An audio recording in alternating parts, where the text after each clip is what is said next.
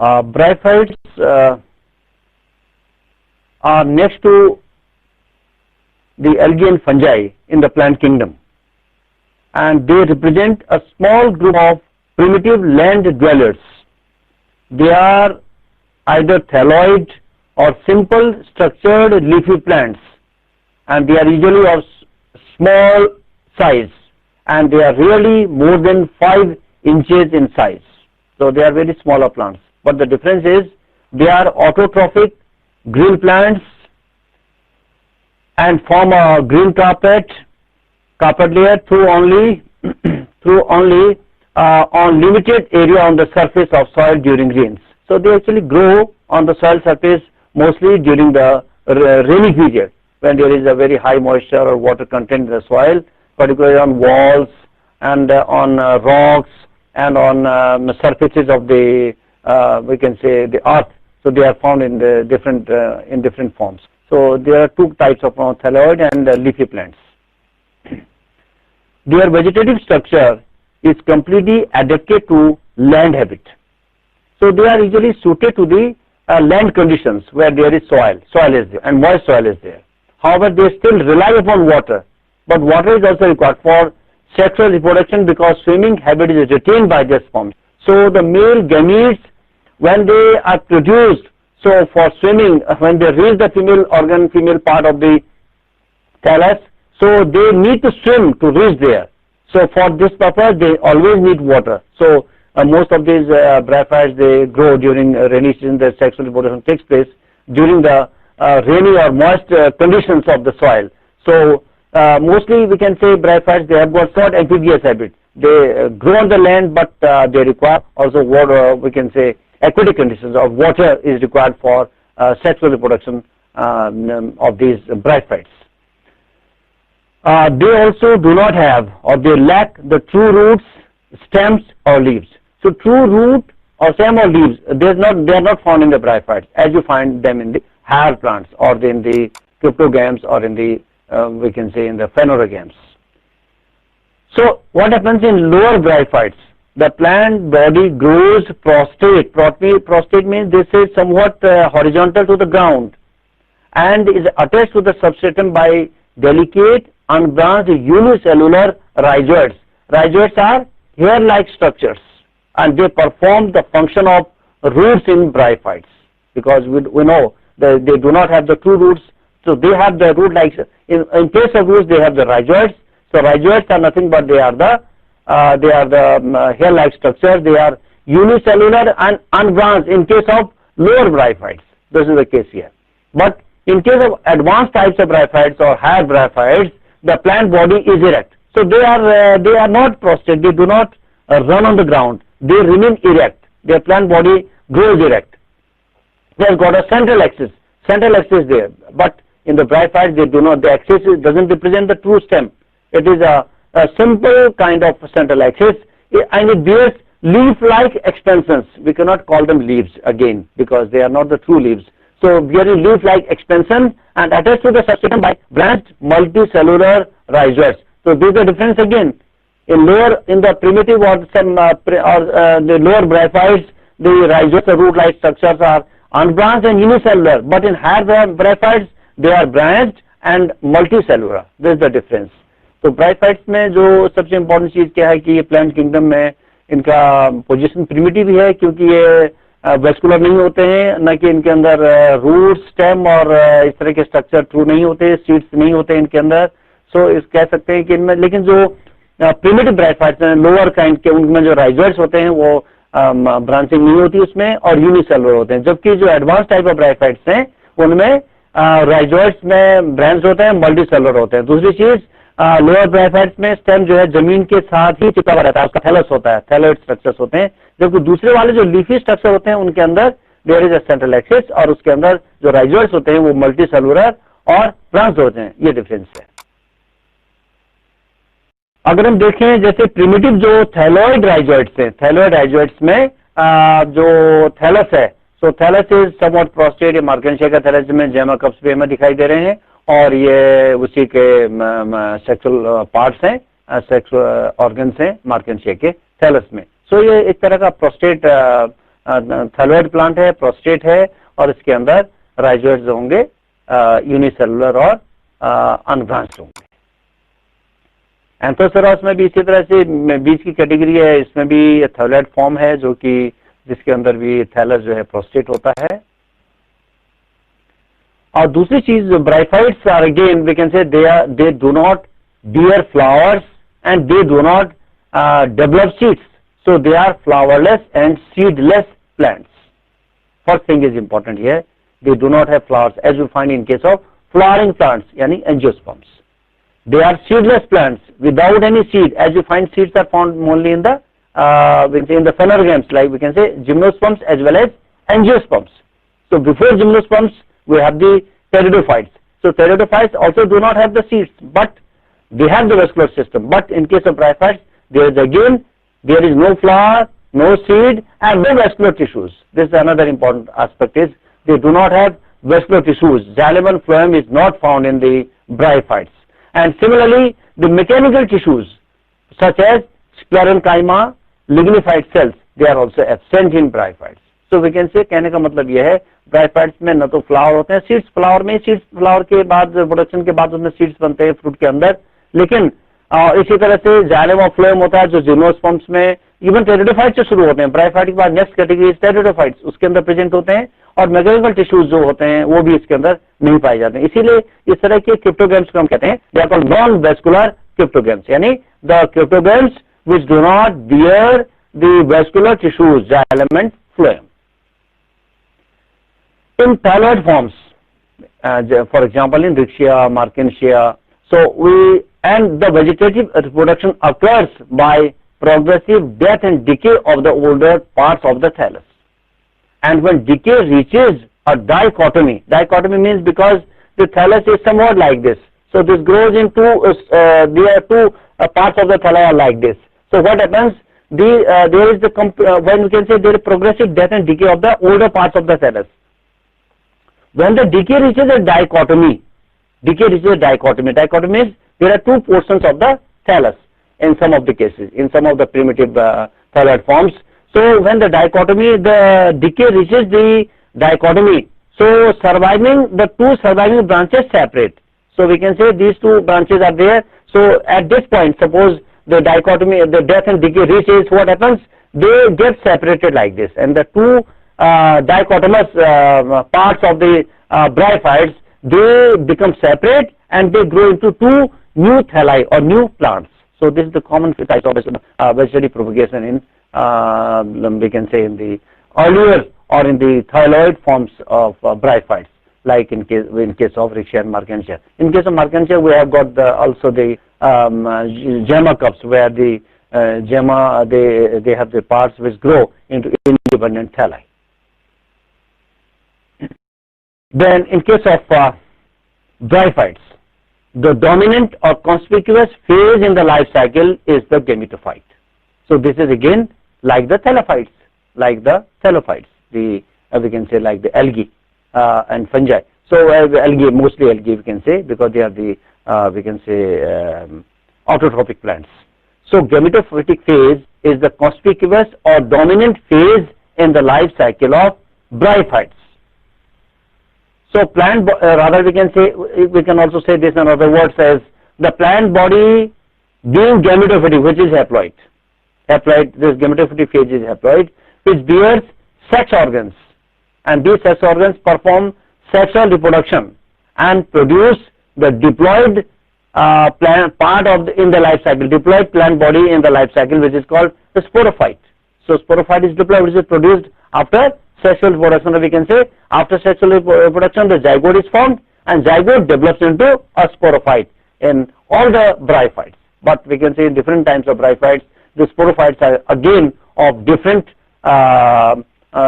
we can say they are differentiated on the basis of different tissues in different types of sporophytes, which also result into the development or evolution of the bryophytes. Another important feature of bryophytes is that each sex organ has a sterile jacket. Jacket means it has got a covering. So covering is of sterile cells which constitute a jacket, or it's a cover of the sex organ, and this jacket is multicellular. It has a sterile jacket and is multicellular, unlike an algae, which is not found. This feature is not found in algae. Where we can say there is unicellular, where they are non-jacketed and unicellular. Sex organs are non-jacketed and unicellular in case of algae, but in case of bryophytes, the sex organs they are jacketed and multicellular. This is the difference. The name of the male sex organ is antheridium, and the female sex organ is called archegonium. So this is the difference. Also, we can say the name. The antheridium is the male part, and archegonium is the female sex organ in case of bryophytes. And sexual reproduction is of advanced oogamous type. Oogamous means, again, we know the gametes are not we can say they are not similar in shape. There are different shapes. So oogamous feature is there. The male and female gametes, they have got the different shape and size. So their union in the sexual reproduction is called, it is of the oogamous type, and advanced oogamous type. So antheridium, that is the male part of the male sex organ in the bryophytes. This antheridium produces bi-flagellated motile antherozoids. Bi-flagellated means it has got two flagella, hair-like structures, which are used in swimming. जब पानी के ऊपर चलते हैं तो तैरने के लिए इनसे मतलब मिलते दो फ्लैजेला हैं उसके अंदर. दूसरा मोटाइल एंथेरोजोइड, इसीलिए उनको मोटाइल कहते हैं, because they can swim, they can move. So they have got two flagella. With the help of these flagella, these antherozoids move in the presence of moisture and water. So antheridium produces these antherozoids. Antherozoids are the male gametes, and antheridium is the male sex organ. So which on release? We can say the antherozoids on release from the antheridium. They move chemotactically by the action of certain chemicals. They move chemotactically by the action of certain chemical compounds to the archegonium, that is the female sex organ in the bryophytes. And then they raise the egg and fertilize.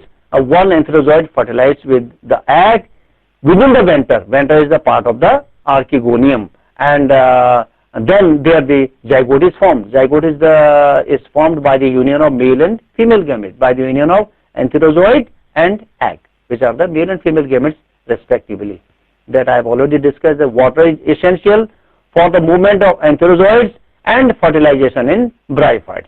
So movement of male gamete towards the female sex organ or towards the female part, or to reach the egg, the water is required for swimming purpose, for swimming of the male gametes or antherozoids, which are bi-flagellated. So what happens when the egg gets fertilized? Or rather we can say this becomes then the zygote. So fertilized egg is retained within the venter of the archegonium. This is also another feature of the bryophytes. The fertilized egg remains within the archegonium. Archegonium is a lower part of the archegonium, is called venter. So it remains within the venter of the archegonium, and therefore we can say there it grows actually. So the sporophyte is not independent generation. This is also another important feature of the bryophytes. The sporophytic generation is not independent generation. This is dependent on the gametophytic generation, or in the sporophyte is dependent on the gametophyte for its food, nutrient. So the zygote, what happens? The zygote, or the fertilized egg, we can say, the zygote undergoes repeated divisions to form an undifferentiated multicellular structure, which we call embryo. So embryo is formed by the repeated cell divisions of the zygote, that is the union of the male and female gamete in bryophytes. Then we know zygote develops into the sporophyte, that we have already discussed. So what happens within the archegonium when the zygote is there? So it germinates there. This germination is called in situ, that is, you can say in its place where it is formed, where the zygote, we can say where fertilization has taken place. So there itself this zygote germinates. So this process is called, this kind of germination is called in situ germination of the zygote, or we can say development of the zygote, further divisions of the zygote. So this differentiates into the sporophyte, then this develops into the sporophyte. So this is the important feature, this is in situ germination or in situ germination of the zygote after its further growth, we can say, further divisions. So sporophyte, another important feature is the sporophyte in case of bryophytes are of different kinds. One kind of sporophyte which is found in most primitive case, for example in Riccia, it has got only capsule. it is called only a single structure or a globular structure in capsule. Capsule doesn't have any supporting tissues like, for example, capsule and foot or capsule and foot. So it has only capsule or it has capsule and foot both. So capsule has got additionally a foot in case of Quercetia, for example. In case of some other we can say cases, for example in Funaria and Mercantia and Pellia, what happens? The sporophyte is differentiated in all the three tissues of the sporophyte: capsule, seta and foot. So all the three parts are found in some Mercantia, Funaria. For example in Funaria this is again well developed, and but in case of most primitive case is capsule. Rather we can say this also develops, this also shows the development of sporophytes in bryophytes. So most primitive kind of bryophyte, it has got only a single capsule, only capsule. Then the next case, in case of bryophyte, like in case of Quercetia, there is foot develops with the below the capsule. So capsule has got a foot at its base of tissue in the form of foot. And in advanced cases, the capsule, seta and foot, both all the three parts are found. So this is the further development of bryophytes, evolution of bryophytes in evolution of sporophyte in bryophytes. So this also represents successive evolution of sporophytes in bryophytes. In the beginning only capsule, then capsule develops, food is also developed with the capsule, and then in the last stage seta also develops in addition to food with the capsule. What is the function of the foot? So foot of the sporophyte absorbs food and water from the gametophyte. That we know, we have already discussed that gametophytic phase is not independent phase in case of bryophytes. So this food develops, absorbs food and water from the gametophyte. So sporophyte, what is the sporophyte actually is a total parasite. So this sporophyte develops within the gametophyte. So this sporophyte is a total parasite in lower bryophytes like Rixia. But it may be a partial parasite in case of Antheceros and Funaria. Both the cases are there. Sometimes what happens in Funaria, it has got the leaf-like structures. They have, and also the thallus also, they have got some chlorophyllous tissues. Here also chlorophyll tissues are there. But in case of sporophyte, this is either totally dependent on the, we can say the sporophyte is totally dependent on the gametophytes for its food and water, like in the Rixia and Mercantia, but it may be partially dependent on the gametophyte, as in case of Antheceros and Funaria. So there it is called partial parasite, and in case of Rixia it is called total parasite. And this is absolutely dependent on the gametophyte for its food and water. The sporophyte has a capsule in which diploid mother cells divide by meiotic division and produce unicellular, non-motile haploid spores, which are also called myospores or gonospores. So the capsule has some sporophytic tissues where the diploid mother cells divide by meiotic cell division and produce, each meiotic cell division will produce 4 spores, which are unicellular and non-motile. As in case of gametes, we found in case of the antherozoids, there were the male gametes there, but these are the spores here. The spores in case of producing the sporophyte, they are haploid because spores are haploid. Then they germinate into, they germinate or they divide cell divisions, the repeated divisions, it develops into again into gametophyte. So for that period we can say sporophyte was a diploid phase up to the formation of the mother cells. After the mother cells, when spores are formed, then these spores germinate into gametophytic phase. So these are also called myospores or gonospores because they are the haploid. Morphologically, the myospores in a given species are of one kind. So in case of bryophytes, we know all the spores or myospores are of one kind. So we can call them, bryophytes can also be called homosporous. As you find in case of pteridophytes, what happens in case of pteridophyte? This is again the difference between bryophyte and pteridophyte. A bryophyte and pteridophyte had got a number of differences. But similarly, the algae and the bryophytes also have got some differences, like in case of their presence of rhizoids. The algae are mostly dependent on the water, but the bryophytes are dependent. They grow on the soil. They grow on the land. There is one difference. Then there is the difference in your sex organs are unicellular in case of algae. They are multicellular. This is also one difference. And similarly, we can say the thalloid cases are found in both algae and bryophytes, earlier bryophytes and algae. But in case of bryophytes and pteridophytes, on the basis of spores we can also have difference. In case of pteridophytes, there are two kinds of we can say the plants. Either some kinds of plants they have got the homosporous as well as heterosporous.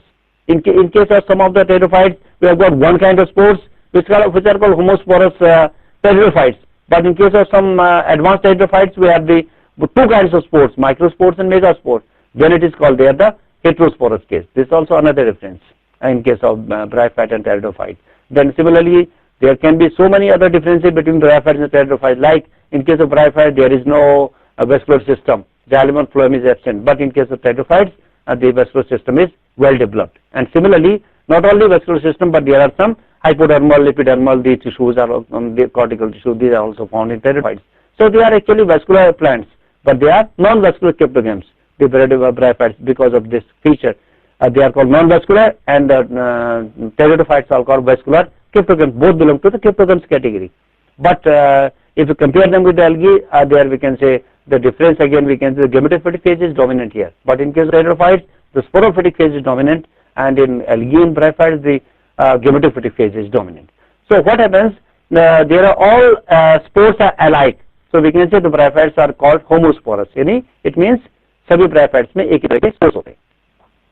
Each spore falling on a suitable soil germinate to give rise to gametophyte plant, either directly or indirectly as a lateral bud from protonema. So protonema develops after the development of the we can say embryonic tissue from the zygote. So what happens? The zygote develops into embryonic tissue. Then embryonic tissue, some of the tissues they develop again. The further growth develops into some lateral buds. So lateral buds develop from the protonema. Protonema is again the tissue from the zygote or from the embryo. So around the lateral buds again we can say germination takes place, and the new gametophytic thalli or plants they develop from the protonema. This is the development in their life cycle.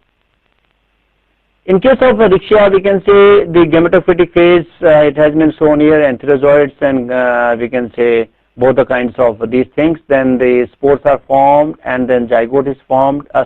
Male and female gametes are there, antherozoids and egg cell, and then they form the zygote. Then from the zygote we can say the embryonic tissue develops, and from there we can say there is the growth of the zygote, and then zygote develops into the embryo.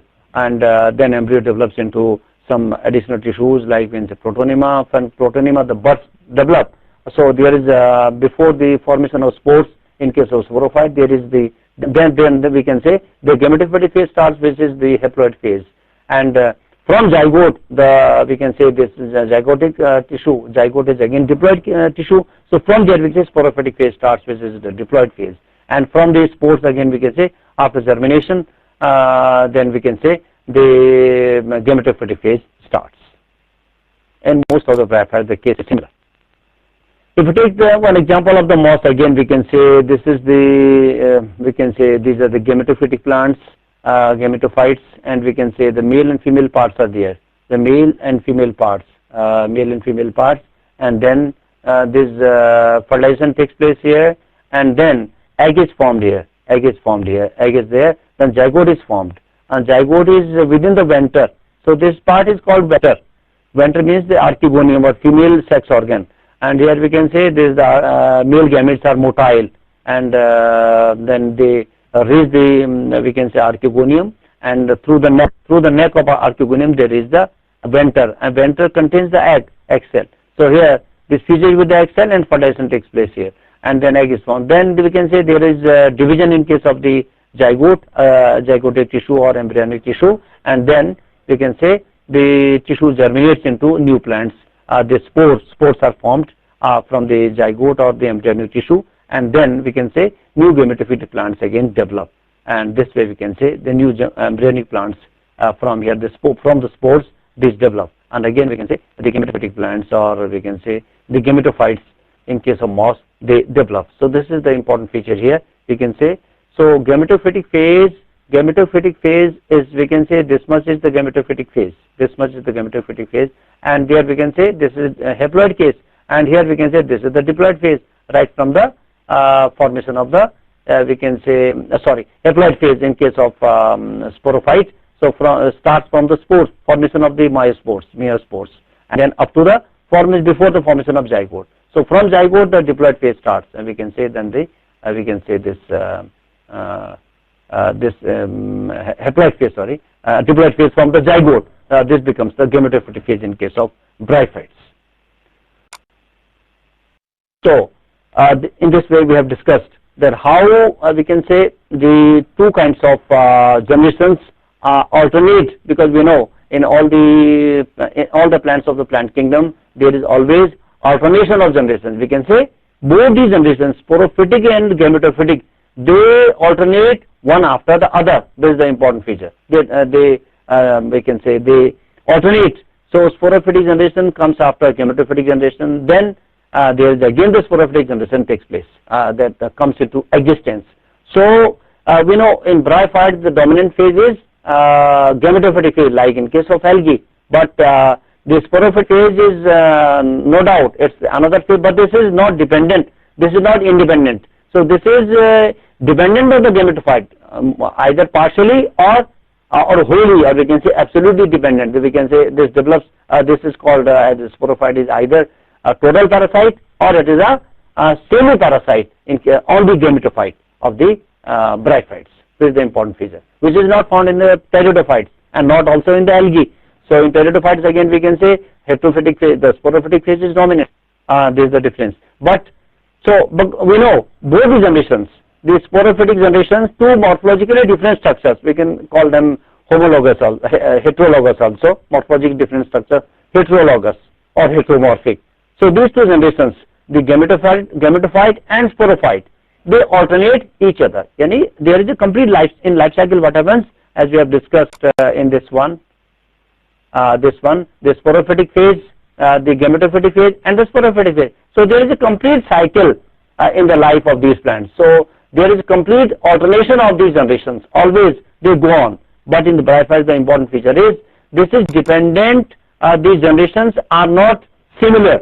यानी sporophyte और gametophyte दोनों अलग तरह के generation हैं bryophytes में.